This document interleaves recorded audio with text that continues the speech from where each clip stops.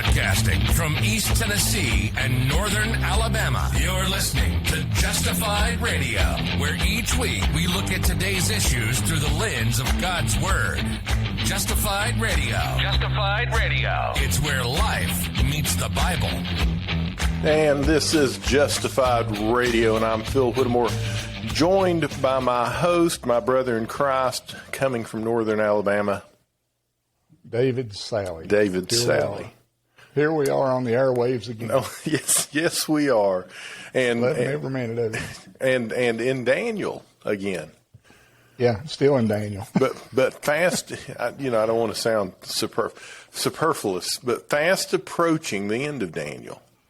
Yeah, but it's been a good ride. Daniel's, like Phil and I both said on numerous occasions, it's one of our favorite books. I love Daniel. I love the truth that he shows. I love the way the book's divided. I love the way he shows the power of God and also the omnipotence of God, how God's working in history from the time that Daniel lived, which was 6th century BC, and he has seen things in his visions that we haven't seen yet. The things that are coming. Right, and because of that, and we've mentioned several times before, because of the things that he had seen that had not occurred yet, and some of which have not occurred yet, even in our time, of all the books of the Bible, there's a couple that draw particular scrutiny, and Daniel is one of those. Daniel, Genesis, yes. Especially the first 11 chapters, and Isaiah.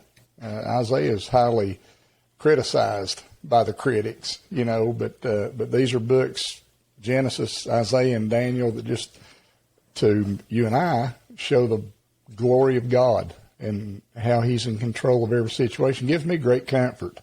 Things are going, bad in the Middle East. Things are going, God's in control. He's always been in control, always will be, and thankfully, Phil, one day we'll be able to stand in his presence and rejoice in that fact. Yes. And so what we find comfort in, the critics look at, though, and they say, this is just too accurate. This is just too unbelievable. This has been something put together after the fact. Once you knew what had already happened, someone's written this in the 2nd century BC.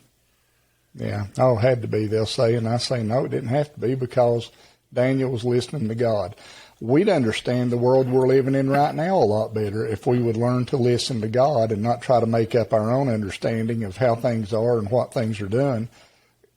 God's a God who wants us to know these things. Right. And as we've discussed, when, the purposes of prophecy, one of the purposes of God letting us know what's going to happen before it happens is simply to show us he's God. Yeah, shows he's in control. And it's not a power play with him. It's not something, look at me. No, it's just him showing his people, hey, I care about you. I'm here for you. I'm going to get you through this. Yeah, you might suffer for a while, but I've got heaven waiting on you. So, don't worry what happens down there. Up here, it'll all be taken care of. Well, and that is, in my opinion, the theme of Daniel could be simply that God is still in control. I mean, the whole book is about God is still in control. Yeah, and even in the first 6 chapters, when it looked so many times like everything was flying apart, and God just showed up and said, no, it's okay. Guys, you're going to be in a furnace. Right. But I'm going to be in there with you. So now he writes and he says, and really, it's bad news, good news. In this last vision, he's revealing to Daniel what's going to happen, and a lot of it's not good. He's revealing a lot of future suffering that the Jewish people are going to have to, experience. I mean, these are things that we talk about through history that the Jewish people have experienced. It alludes to what they experienced during World War II. It alludes to what they experience even now with the anti-Semitism that fills the world. It alludes to ultimately what they're going to experience during the tribulation. Mm-hmm. Yeah, that's one thing that ought to convince the world, really, that the Bible is authentic and true, is because the Bible, though it clearly declares the descendants of Abraham to be God's people. They've come through more trials than I guess any people group that the world's ever seen has come through. And the only reason they've come through them is because God brought them through them. And the reason they went in the trials many times was because of their disobedience. But the nation of Israel, though it's so small, what is Israel? Isn't it about a fourth the size of Tennessee? Yes. I think something like 150 miles long, about 75 miles wide. Tennessee is 150 miles wide and 450 miles long. Yeah. So no, I told maybe someone, a third. Something. You know, from north to south, you know, you're looking from upper East Tennessee down, and you look down below Knoxville. You're getting, and you know, that is the entire length of the country, and then the breadth, very small. We until you go there, and we've got a friend, Jerry Crow. Dr. Jerry Crow, DDS Dr. retired. Yeah, I'm going to have breakfast with him this coming week on Friday, and he is going to Israel in November, and is excited. And we're going to have breakfast, and we're going to sit down. He wants to pick my mind about some of the things that he should be looking for or looking forward to, and what's he going to see, and things like that. Well, good luck with that. Because the whole trip for me was, look at that, look up there, look down there. I mean, golly, everywhere you look, you're seeing the Bible open up before you. Well, I still go back to, because, I was there with Tony Crisp, have been twice. I know you've went many times, but I still cringe. They had a TV crew, I-24, I believe, interviewing Tony, and then they turned around, they interviewed me, just, what was it like to be a pilgrim in Israel. And I still cringe of all the things. I gave them the illustration that to me it was like the movie The Wizard of Oz. Everything was black and white in the Bible, and when I came to Israel, it's like the second half of the movie, all of a sudden it's in color. So, beautiful colors too. I could have done better than that. The Wizard of Oz. I don't know. I think that's a pretty good description of what goes on when you're in Israel. Well, it all black and white becomes color. I'll give it that. Yeah. Oh, yeah. Yeah, but that's this part of Daniel just fascinates me because it really takes you through, I guess, two of the worst times. And that's hard to say, knowing that the Jew came through the Holocaust of the Second World War, but still, with the two antichrists here, the lesser antichrist in about the 2nd century BC time frame, Antiochus Epiphanes, and then the end-time antichrist who's yet to come, and they're going to be hardly and hotly persecuted by that first one and by this second one that's coming, just because Satan hates Israel. Well, because God loves Israel. And Satan has, with the Messiah, with the Savior coming from the lineage of the Hebrew people, he has from the very beginning, once God, created himself a people from Abraham and Sarah, he has strived to prevent the Messiah from appearing on the scene, to kill the Messiah, killing babies during the time of Moses, killing babies during the time of the birth of Christ, trying to eradicate the Jewish people when they are under Persian rule. The story of Esther, that trying to just totally eradicate the Jewish people. I mean, it is a miracle. It is a testimony to the existence of God that the Israelite people are still here. Yeah, they are, and it's. I don't think people realize how much the Hebrew people have contributed to the world. But when you start looking, one thing, start noticing the credits that start rolling through on movies, and you're going to see a whole lot of Hebrew names. You start looking at some of the major companies that have been in the United States and around the world, and you're going to see that they're headed up and CEO'd by a lot of Hebrew people, a lot of Israelis. And I mean, the people are brilliant because God has greatly blessed them. Well, and that brings the heat too. This brings the anti-Semitism, the beliefs that the Jewish people are behind the scenes, controlling the world, controlling world currencies, pulling the strings of history. So it's complicated, isn't it? Oh, yeah, it's complicated, but it's, for when you have a proper worldview and a proper biblical understanding, you do get why Satan hates them so much. And, the Bible traces them literally from Adam and his son Seth all the way through to Jesus coming. And, just showing that He's got a plan for Israel, and that plan is not going to be thwarted by anybody or any principality or power that may try. God's going to be the victor in the end. Right. And which brings us back to Daniel, where we're going to start, is that, the book of Daniel is God reassuring his people that things are going to turn out just as he promised.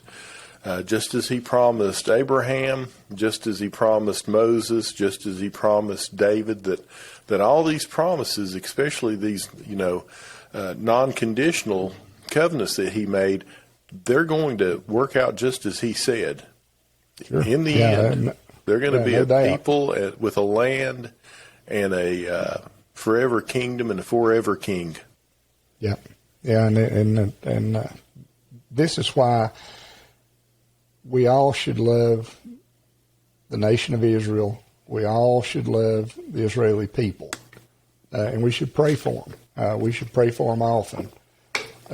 Looking for a great revival to start over there. People understanding the Messiah they long for has already come, and he's coming again. I mean, that's what it's all about. That's what the church is all about. Every church ought to try to work some partnership out with Israel, some way. Or I think so.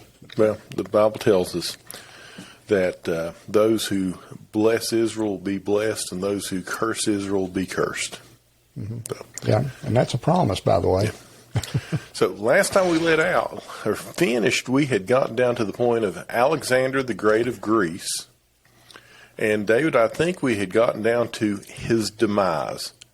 Mm-hmm. That after 13 years of where he conquered all of the known world, when he was in his prime at the age of 32, 33 years old.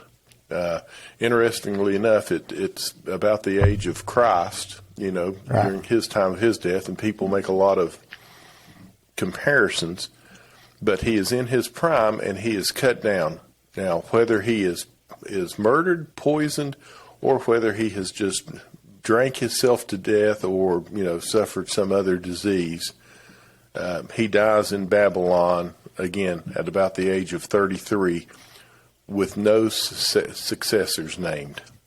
Yeah, at a time when that was big, wasn't it? Oh, yeah. I mean, at that time frame, that's what kings did. I mean, one of the things that a king did was have a son who was ready to take the throne whenever he handed the throne down to him.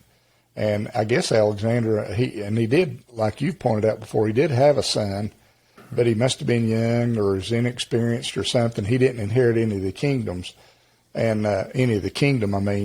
but there was 4 generals that did. They didn't inherit the kingdom, but they took the 4 parts of the kingdom that Alexander had established, and that's where all the intrigue starts. Right, because and I'm trying to remember the exact quote, and I can't remember it, but it said someone, as he's on his deathbed, asked him who he wanted to leave his kingdom to, and he said something along the lines to whoever was strongest.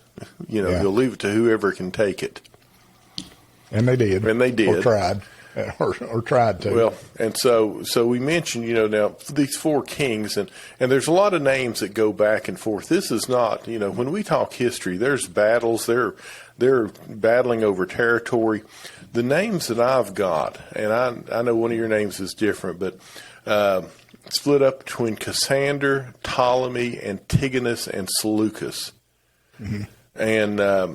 But if you were to read the history, you'll see different names coming and going as they're jockeying for their place to take over a quarter of the kingdom. And some names come, some names go. And so in the end, though, we know certainly that it's split into 4 ways. Yeah, split into 4 ways, but the Bible makes 2 of the 4 very prominent. Right. And the 2 that remain prominent are the one up south of Israel, the Holy Land, and that was the Seleucid Empire, and then the ones down south, which were in Egypt and Africa and around in there, which was the Ptolemies. Right. Those are the 2 important.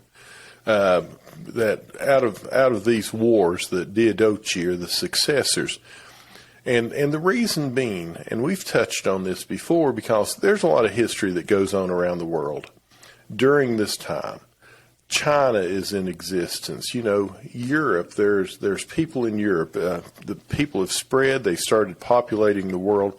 But when it comes to the Bible, we're focused just on this area, the center of the world, just everything around Israel and around Jerusalem. Specifically, all the history that occurs there is what the Bible's concerned with. Yeah. I mean, it's the land that God has chosen for His very own. It's the land that God has chosen to come back to when He returns to this earth. I mean, this is why Israel is so important to you and I, and why it should be so important to everyone. This is God's land. The United States isn't God's land.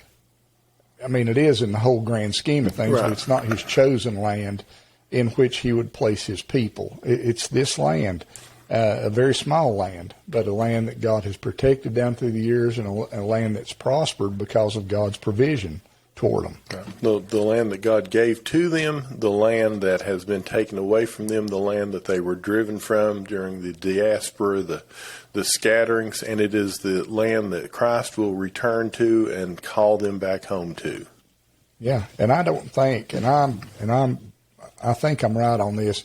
You don't see any other nation that was expelled from their land like Israel was expelled from their land, taken out during the time of Nebuchadnezzar, and went back just 70 years later during the time of the Persians and the Medes, then exiled again, really, during the time of the Romans, around 70 A.D., it all fell apart for them. And for that time frame until 1948, they were out of the land.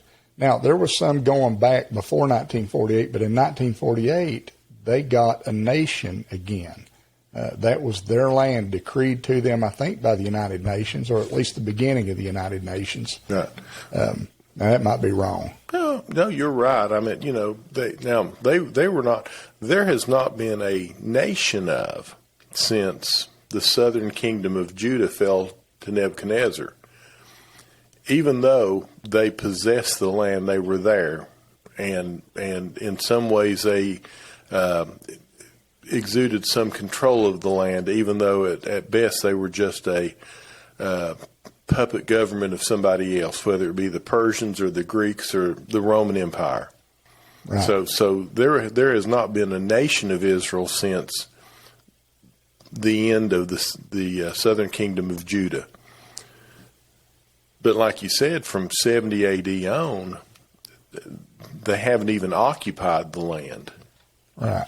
And until you see the 1900s come along, until you see, I guess it's the Ottoman Empire is being defeated and everything is changing, and then all of a sudden God starts calling His people home. They're coming from different countries. They're setting up settlements throughout Israel. The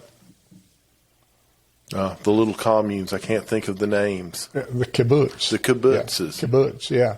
That started during the Zionist movement, late 1800s. And Theodore Herzl, if you want to look these things up, look up Theodore Herzl, a fascinating man to study.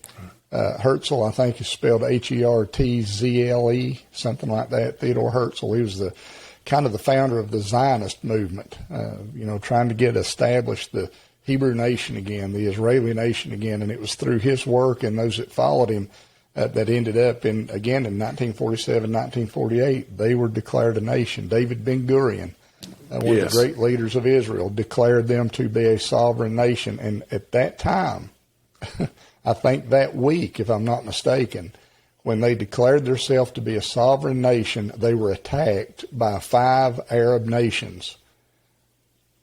And what's strange about it is Israel won that war. Yes, and I can't remember, when they started in 48, again in the late 60s, again in 67, 72, 73, yeah. Okay. That, these surprise attacks, these sneak attacks, it's a miracle they stand. I mean, it's evidence of them being God's people and God's plan, that they are surrounded and oftentimes outgunned. It's amazing to stand there, and I know we're chasing rabbits, but it's good to chase rabbits. If you've never been to Israel, we were talking, just how small Israel is. It's 150 miles, or maybe if you go down to the Negev desert to the end, you'd get closer to 200 tips. Or whatever.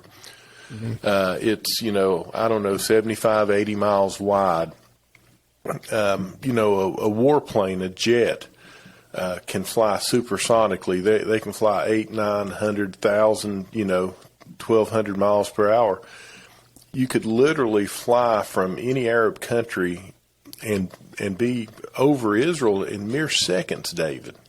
Yeah. Just about. Oh, yeah. Yep. And yet there they stand.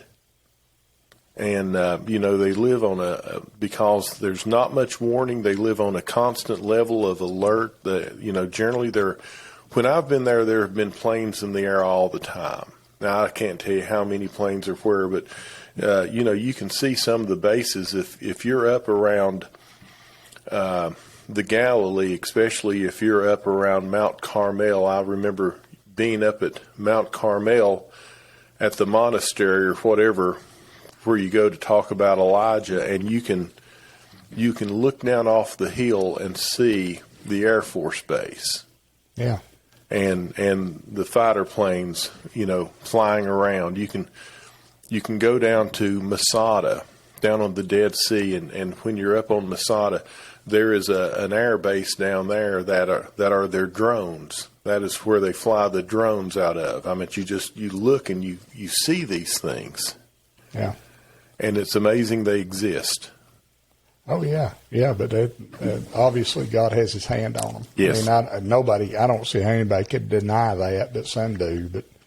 But that's okay. One day they won't be able to anymore. Well, that's right. Yeah. Yeah. But anyway, just having said all that, though, it just, Daniel makes those promises that Israel's going to be a nation. Israel's under the hand of God. Israel has the protection of God, not only God, but God's holy angels. Mm-hmm. I mean, we were reading about that last time, talking about that Gabriel and Michael showing up to really, do battle with these demon angels, principalities and powers that are trying to move nations against Israel, which is what happens so many times. But I don't know. This is just a glorious portion of God's Word that we're in now. Right. Now we're going to go through a little quick because, for a Bible study, it doesn't do us a lot of good to go detailed into the history, even though we could go more detailed than anyone would care to. But we get to those two kingdoms, the Seleucids and the Ptolemaics, and there is a give and take, because the thing about them is Israel's right there in the middle. So you'd have the Seleucids come down from the north, and they would go over Israel, and they would make an incursion into Egypt, and then they'd be pushed back, and the Ptolemies would follow them up through Egypt, and they would cross over, Israel. And so you see a lot of back and forth. But it gets interesting. It gets interesting because there's a couple of major campaigns from the Seleucids down into Egypt. The first is relatively successful. They pretty much called a draw, but the Seleucids get a lot of money out of the Ptolemies, for calling a truce and pulling back. Yeah, it was very prosperous for them. But then, after that, there's another, and this time it's not going to work on the same or whatever. It's not going to have the same. And I'm going to jump down to verse 29 because I know we're skipping a lot of just the intrigue, the arranged marriages, and things like that. But it talks that there's going to be another time when they're going to, the kingdom of the north is going to invade the south, and this time the result's going to be different. And it is right in here that we find the most despicable ruler that the Seleucids have. He's not of their lineage, but he takes over the Seleucid Empire. And he does it through flattery and intrigue. And that is the man known as Antiochus IV.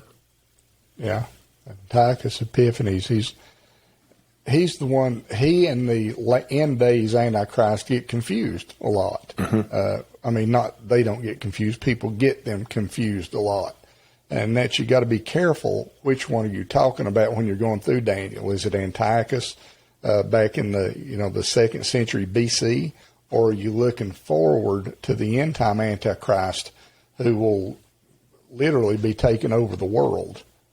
And this kind of makes the division between the two. Well, it makes the division, but it also brings them together. Yeah.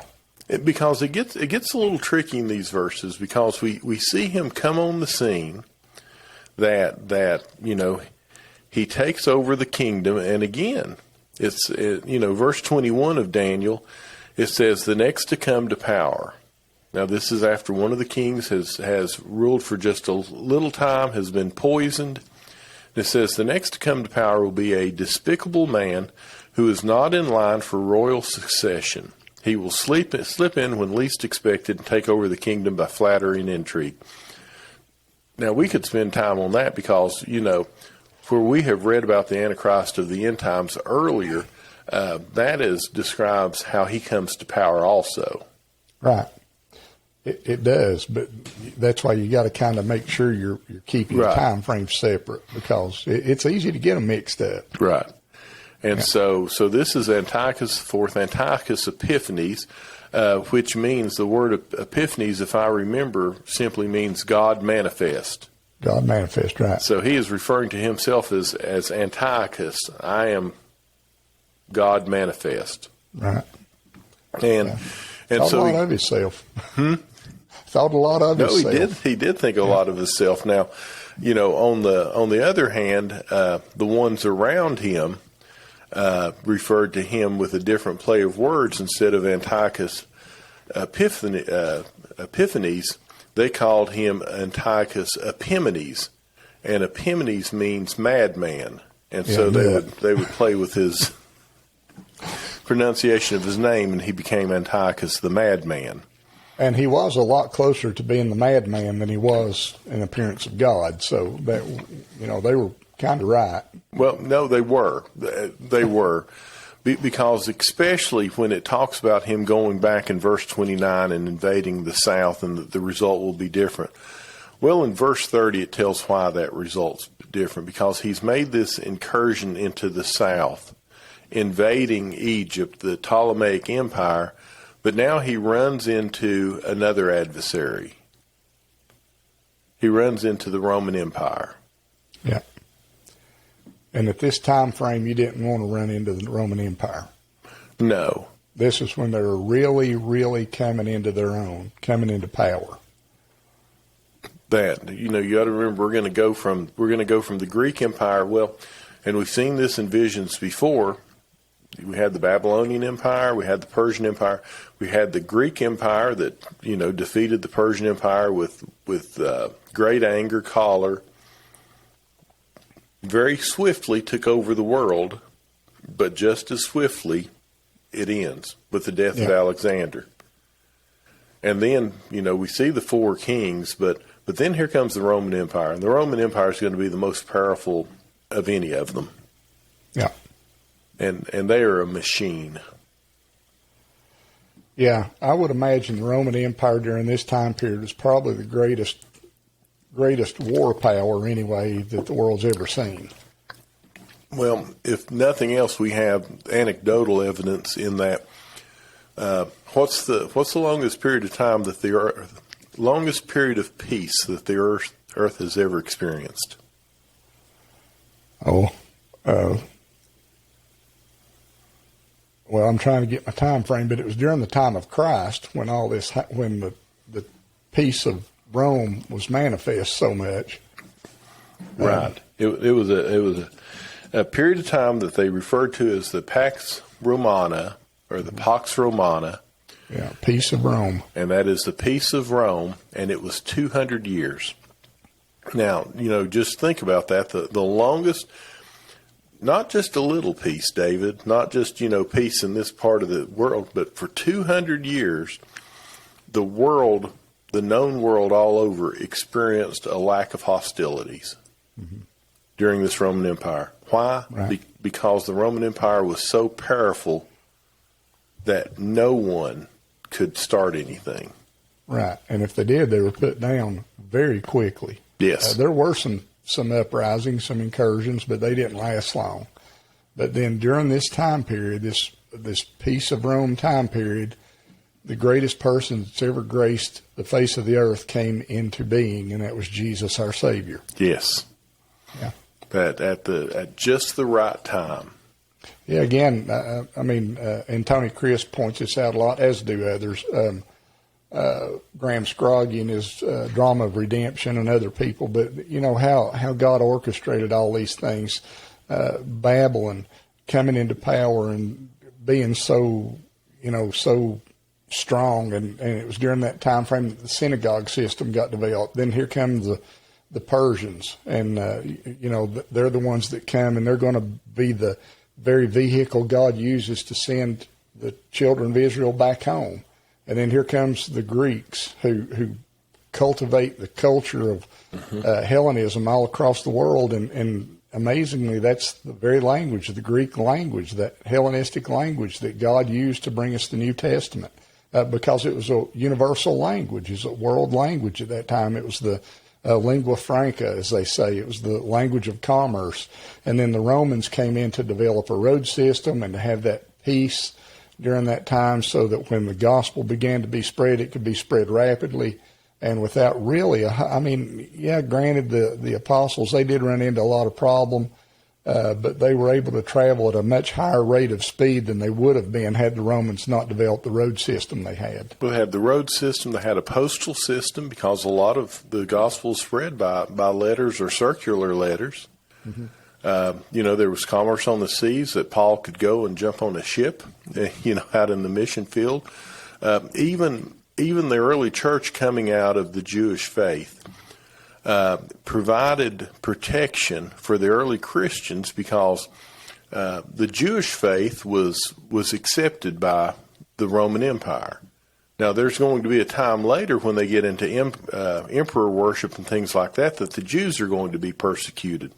Yeah. But the Jewish people and the Romans, they're living side by side in peace as long as no one causes any problems.